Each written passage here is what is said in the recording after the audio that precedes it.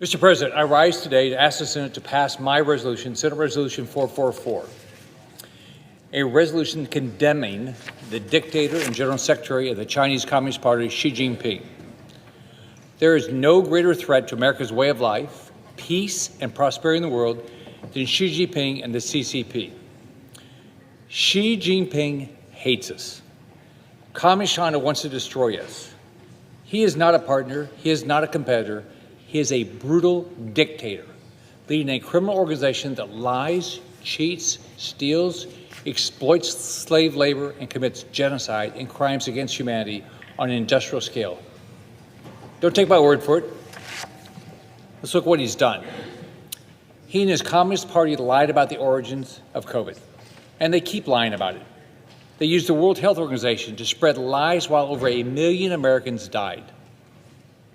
And their incompetent and malicious response to COVID isn't the only way Communist China killed Americans. Their unwillingness for years to completely curb the export of fentanyl precursors is directly responsible for the deaths of tens of thousands of our fellow citizens. Where Communist China hasn't killed, they've cheated. For decades, they've cheated on trade, causing millions of Americans to lose their jobs. Communist China's currency manipulation continues to threaten our economy and destabilizes the world global order, as well as their hundreds of billions of dollars worth of intellectual property theft. They don't treat other countries any better. In one case last year in the African nation of Zimbabwe, or Zambia, Communist China dumped toxic waste into Zambia's main river, poisoning the drinking water of 5 million innocent people. It destroyed the livelihoods of up to 12 million people. It was intentional. They knew what would happen, and they did it anyway because they don't care. I've not seen a peep of outrage from the international community. Rather than help, Communist China coerced the Zambians into signing non-disclosure agreements, offering them next to nothing in cash in exchange for never talking about it. That story of how Communist China literally destroyed the entire country overnight should tell everyone exactly who we're dealing with. As the Zambian government hopefully learned, with friends like Communist China, who needs enemies? It's clear that Beijing doesn't care about the damage they inflict on others. And of course, we know that Xi Jinping and his goons couldn't care less about their own people either.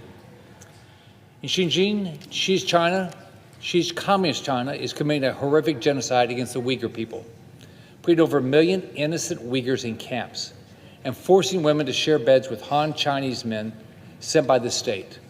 They harvest organs from political dissidents, including Falun Gong. And in one case mentioned in the State Department's 2022 country report on Tibet, the CCP literally beat a Tibetan man to death for the crime of delivering food to a home for the elderly. Communist China apparently saw a basic act of charity as an attack on the state's inability to take care of its own people, a task they repeatedly fail at.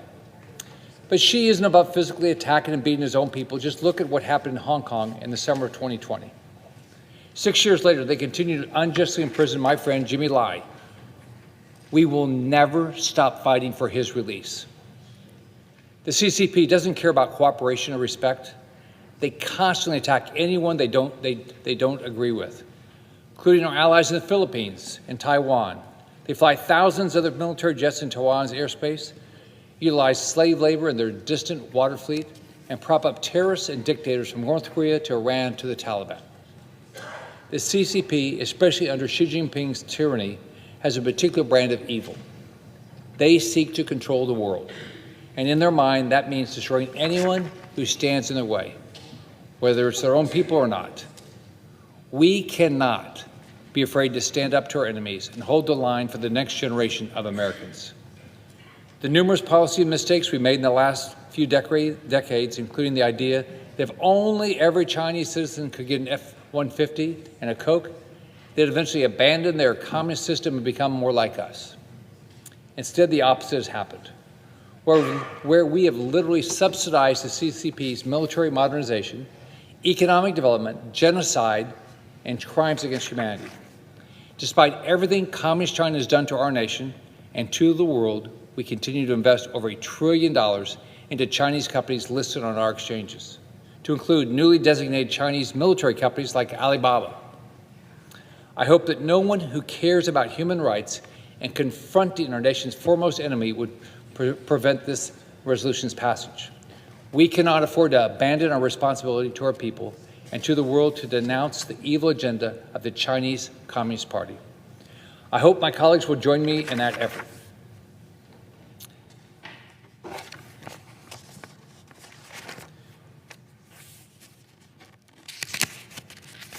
Mr. President, I ask unanimous consent that the Foreign Relations Committee be discharged from further consideration, and the Senate now proceed to Senate Resolution 444.